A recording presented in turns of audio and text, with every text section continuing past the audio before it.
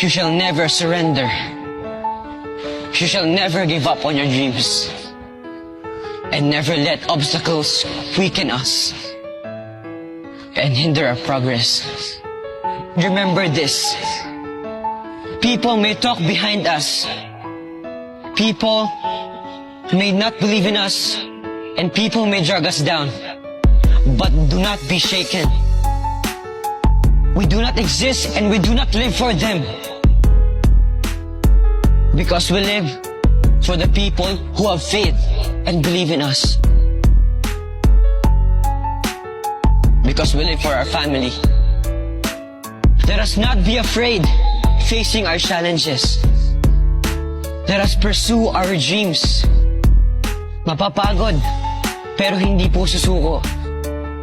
Masusugatan, pero hindi aayaw.